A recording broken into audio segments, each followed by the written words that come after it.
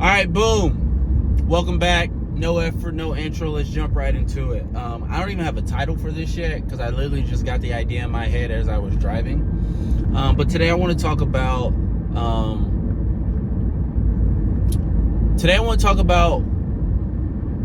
your partner's experience in your relationship. I think that's a very important thing. We live in I've talked about this in other videos, how one of the issues in our modern dating culture is that we have this belief that love should be the basis of, romantic relationships, or feeling in love, right?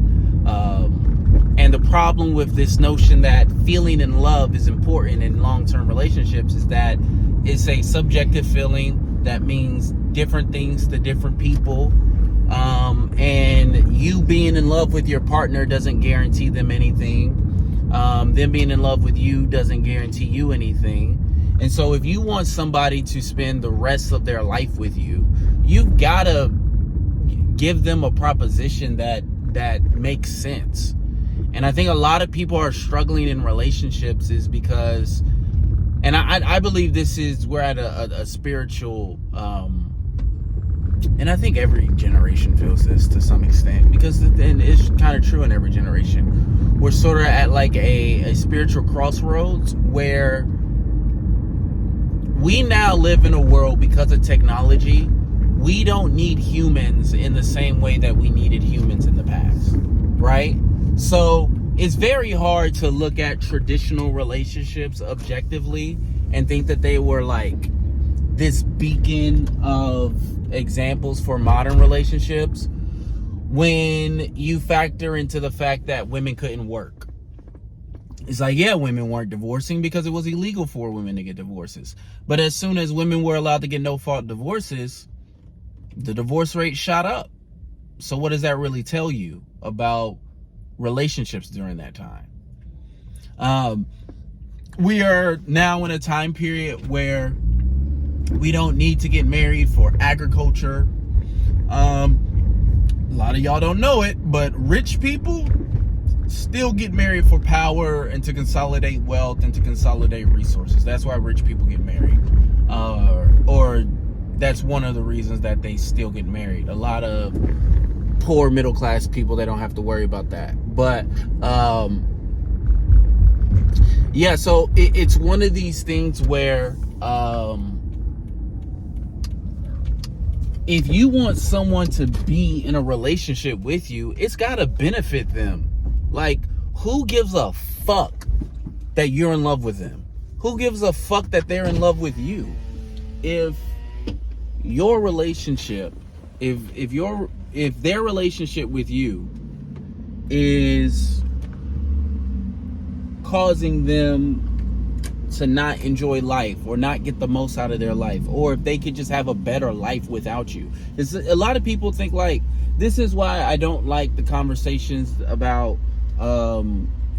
when a lot of people talk about breakups, because everybody's breakup seems to be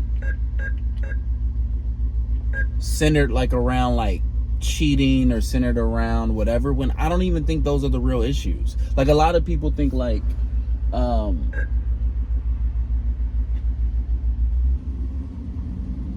so now they don't want to give me my money.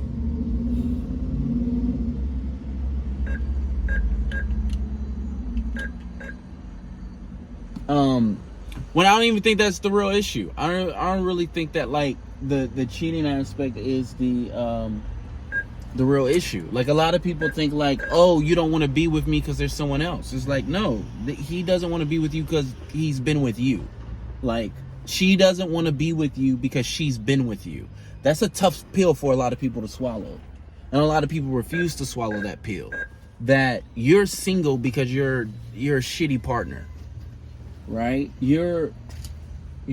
People don't want to be with you because they've been with you and they've had a horrible experience. But you don't want to believe that because in your world, in your head, you're this great, amazing person that nobody could ever like not love, and you could never be the abusive one in a relationship, and you could never be the problem, and it's not you. And it's like, yeah, no, it actually is you. Like it literally is you, you know?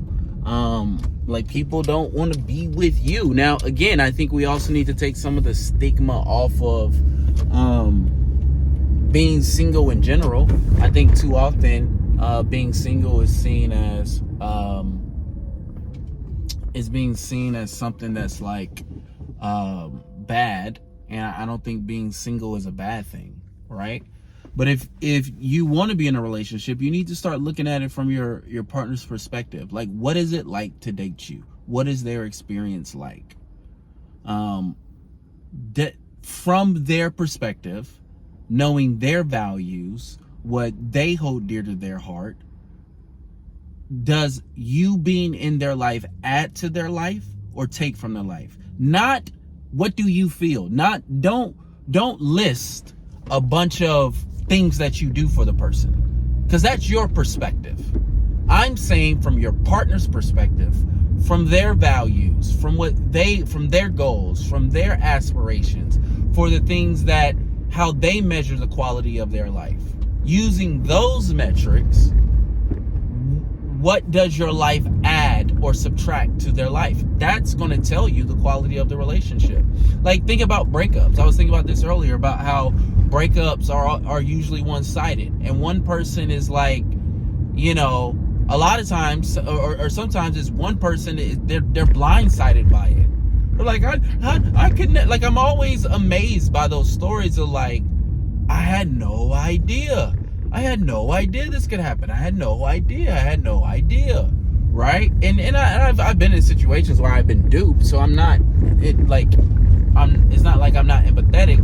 But a lot of times people are talking about people that they've known and they've seen and talked to every single day. And it's just like, it wasn't until the breakup that you thought that this person was upset with you. Like, you just weren't in the relationship. You were having a relationship with yourself, and they weren't a part of it because you missed something.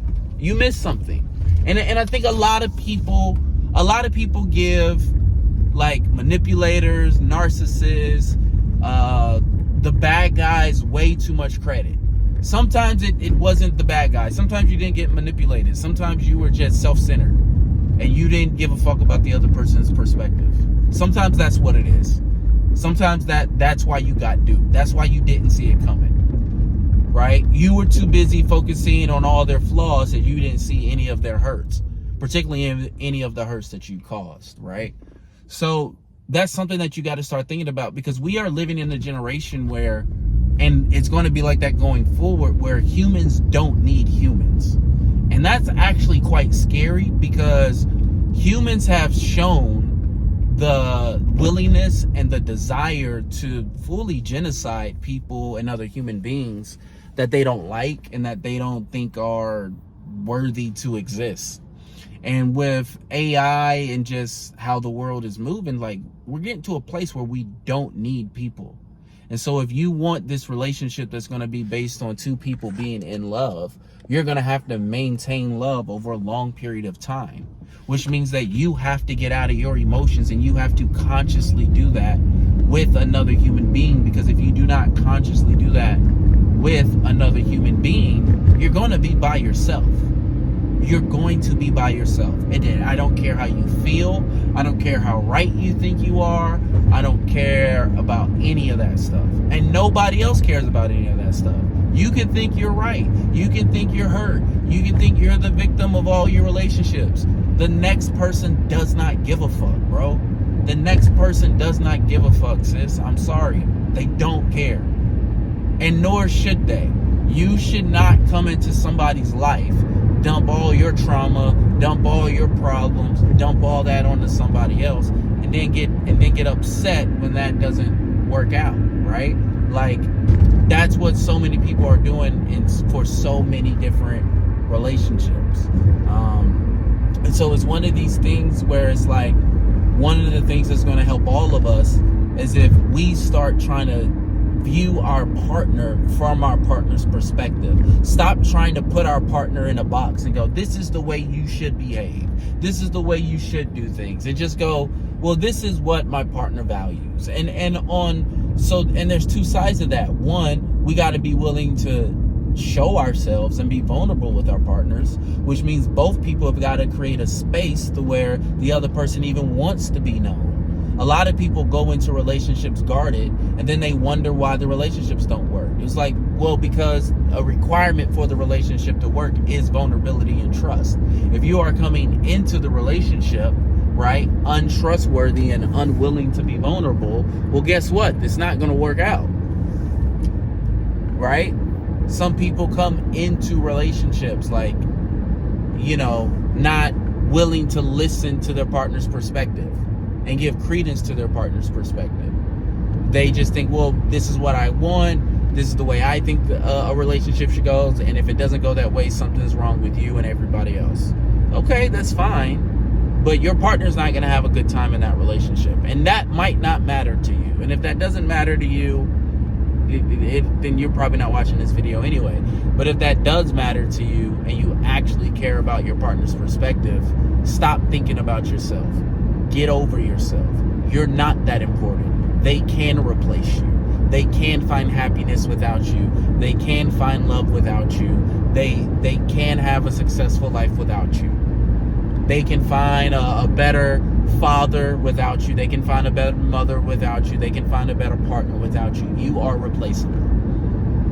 And everybody's going into relationships believing they're not replaceable. And what it's leading to is a lack of gratitude, right?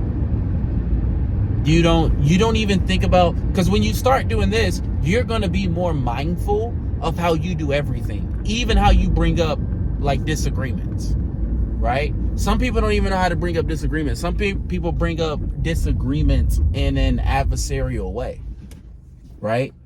Some people bring up disagreements in a accusatory way. And some people bring up disagreements just stating the facts, no emotion, and just, hey, here are my issues. These are the issues that I'm having. Listen, one of those people, it's going to be easier to conflict resolve with. And another one of those people is going to be impossible to conflict resolve with, because they're coming at you from a place of, you're already wrong. We're not having a disagreement. I'm right. You're wrong. So it's like, okay, well, the way you argue in such a way where one of us has to be the loser. And at the end of the day, neither one of us wants to be the loser. And at the end of the day, neither one of us wants to date the loser.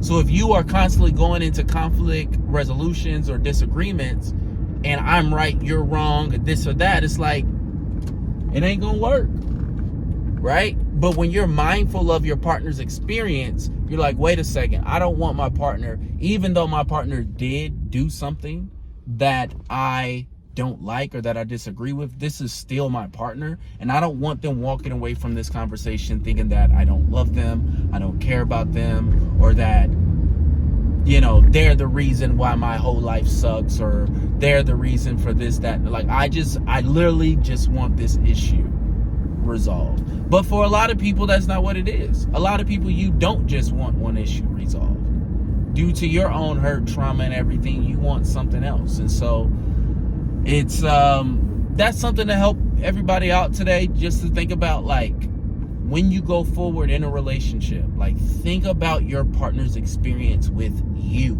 Think about what it's like to date you. Get outside of yourself. Look through someone else's eyes, their morals, their ideas, their values, and go, based upon how they do they judge their life based upon how much money is in their bank? If they do, and since they've met you, more money isn't in the bank, I don't care how you feel about it, they're not happy. Because if that's how they measure their life, and then they look at you, and then with you, the money's going down, they're not going to be happy. Do they measure their life on, how many positive outings, social outings they have, right? If before they met you, they were going out, having a good time, and very sociable and everything, and then they met you, and all of a sudden now they're in the house and they don't go out as much, and you know, they're not having a good time in a relationship with you. Again, feel how you want to feel, and you can be mad at them, and you can be upset that they don't want to be with you, or they're checked out or whatever, but that's what it's like to be with you, right? A lot of times people don't want to look in the mirror. People go, oh, my partner has changed. Yeah, that's because they've been with you. How have you changed them? And if you haven't changed if you don't believe you changed your partner, then you are delusional. Because it's not possible to be in the same vicinity and same space as a person and they not affect you, right?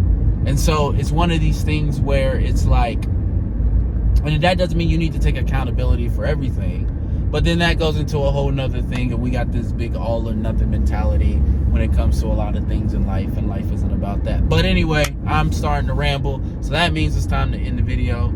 Thank you for checking out No Effort. I'll see y'all next time. Peace.